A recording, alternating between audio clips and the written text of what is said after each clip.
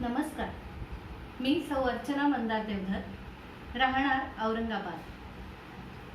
सुराज्य प्रतिष्ठानतर्फे आयोजित ऑनलाईन वक्तृत्व स्पर्धेमध्ये मी माझा सहभाग नोंदवू इच्छिते. वयोगट 40 ते 60. विषय भारतीय संत साहित्य. व्यासपीठाला विनम्र अभिवादन करून मी माझ्या वक्तव्याला सुरुवात करते. भारतीय संत साहित्य हा विषय अतिशय अफाट ज्ञानाचा आणि विशाल विषय आहे. ह्या विषयावर 5 मिनिटात काय बोलावं हा मोठा प्रश्नच आहे. आणि ह्या विषयावरचा तेवढा अफाट आणि सखोल असा माझा अभ्यास नाही हे मी विनम्रपणे मान्य करू इच्छिते. तरीसुद्धा भारतीय संत साहित्यामधून मी महाराष्ट्रातल्या संत साहित्यावर माझे विचार व्यक्त करू इच्छिते. चूकभूल द्यावी घ्यावी. तर मंडळी, महाराष्ट्र भूमी संतांची भूमी. महाराष्ट्राला थोर संत परंपरा लाभलेली आहे आणि या संतांनी त्यांनी निर्मिलेल्या साहित्याची अमूल्य ठेव आपल्याला दिलेली आहे. आणि हे साहित्य आपल्याला जीवन जगण्यासाठी मार्गदर्शक ठरते. तर महाराष्ट्राच्या संत साहित्यावर बोलायचं झालं तर सर्वप्रथम क्रमांक येतो तो आद्यकवी संत श्रेष्ठ श्री ज्ञानेश्वर महाराज यांच्या साहित्याचा. त्यांनी निर्मिलेला ग्रंथ, महान ग्रंथ ज्ञानेश्वरी, श्री ज्ञानेश्वरी. श्री ज्ञानेश्वरीबद्दल म्या पामरानं काय वर्णावं, काय सांगावं. ज्ञानेश्वरी हा ग्रंथ, त्याची इतकी भाषा अवीट आणि गोडी अवर्णनीय आहे की गेली 750 वर्ष आपण ही अवीट गोडी अनुभवत आहोत. ज्ञानेश्वर महाराज ज्ञानेश्वरीच्या सुरुवातीला श्रोत्यांना म्हणतायत, विनम्रपणे म्हणतायत, तैसा व्यासांचा मागोवा घेतू, भाष्यकारांते वाट पुसतू, अयोग्य मी जरी न पवतू ते जाईन. मला माहीत आहे की हे जे महान कार्य मी आरंभलेलं आहे, गीतेचं सार आपल्यापर्यंत पोहोचवण्याचं, यासाठी मी एक अयोग्य व्यक्ती आहे. परंतु व्यास महर्षींना मार्ग विचारत, भाष्यकारांना मार्ग विचारत मी ही मार्गक्रमणा करतो आहे.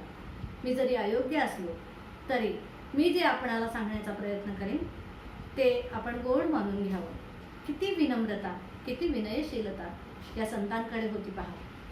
ज्ञानेश्वर महाराज अतिशय विनम्रपणे पुढे म्हणतात की माझ्या मराठीचा बोलू कौतुके, परी अमृता तेही पैजा जिंके, ऐसी अक्षरे रसिके मिळविन.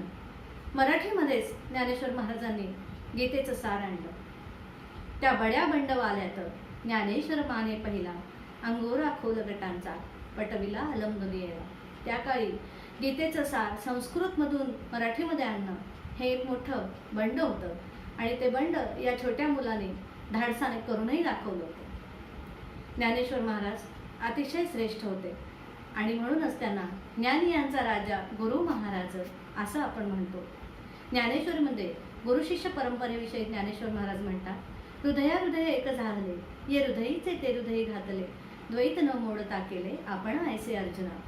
योगेश्वर भगवान श्रीकृष्णांनी पूर्ण ज्ञानामृत गीतेचं सार अर्जुनाला सांगितलं.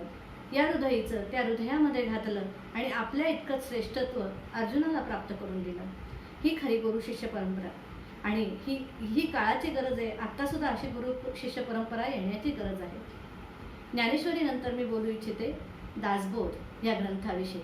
ग्रंथराज दासबोध, संत रामदास स्वामी रचित दासबोध. दासबोध आपल्याला जीवन जगण्याचं मार्गदर्शन करतो. कसं जगावं आणि कसं जगू नये याचं मार्गदर्शन दासबोधामध्ये संत रामदास स्वामींनी केलं आहे. मूर्खांची लक्षणं हे दासबोधामधलं अतिशय मार्गदर्शक असं चरण आहे.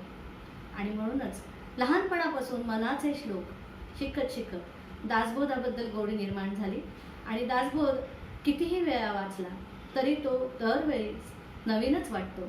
नवीन पद्धतीने तो उलगडत जातो. दासबोध आणि ज्ञानेश्वरी याचा अल्पपरिचय मी आपणास करून दिला. पण भारतीय संत साहित्याबद्दल बोलायचं झालं तर भारतामध्ये संत कबीर, संत रोहिदास, संत तुलसीदास असे कितीतरी महान संत होऊन गेले. त्याचप्रमाणे महाराष्ट्रातही संत तुकाराम, संत नामदेव महाराज, संत एकनाथ महाराज असे महान संत होऊन गेले. या सर्व भारतभूमीवरील संतांना माझे कोटी कोटी प्रणाम. भारतभूमीवरील ह्या सर्व संतांना माझे कोटी कोटी प्रणाम. आणि आपण ही जी मला संधी दिली स्वराज्य प्रतिष्ठानतर्फे अल्पपरिचय देण्याची भारतीय संत साहित्याचा, याबद्दल मी आपली अत्यंत आभारी आहे. धन्यवाद.